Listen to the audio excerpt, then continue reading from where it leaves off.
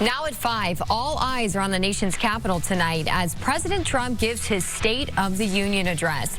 We examine where the economy stands ahead of the speech. Fox 26 News at 5 starts now.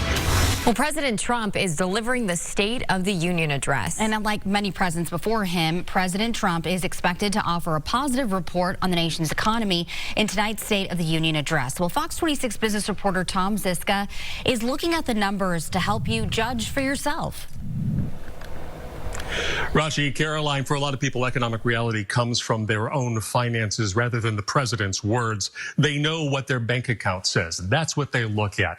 Said a number of recent polls suggest people are generally displeased with his handling of the economy. But looking at the numbers, there are some challenges. There are some bright spots as well.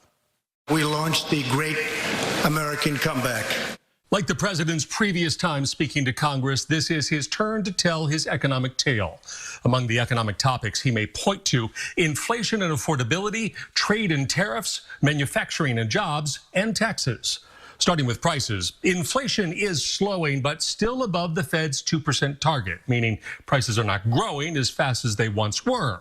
Outside of supply and demand products like eggs and gasoline, prices are unlikely to shrink. Tariffs could affect future affordability. The Supreme Court ruling that struck down many of the president's tariffs are likely to be replaced.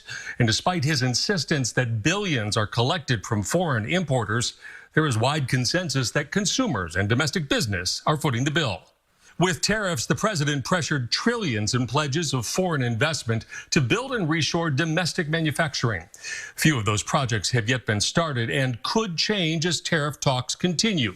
Potentially, though, they could help jumpstart sluggish job creation as employers hold off hiring to see how the future shakes out. Finally, on the topic of taxes, last year's spending bill includes a number of changes that will cut taxes for a wide variety of Americans.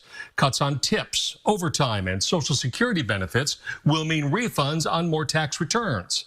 Taken as a whole, some economists suggest some patience. For the American people, it's very difficult to say people need to be patient, but I will tell you, based on past history, there is a track record when you make these types of policy decisions, that prices will come down, the quality of life will be improved come mid-year and come end of this year. That's economist Dan Varroney in suburban Washington, D.C., making those comments right now.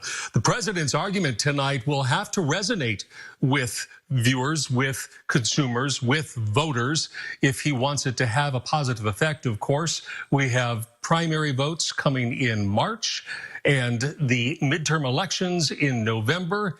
The economy needs to be doing well for the president and the Republicans to do well in addition to that. Watching Your Money tonight, I'm Tom Zizka, Fox 26 News.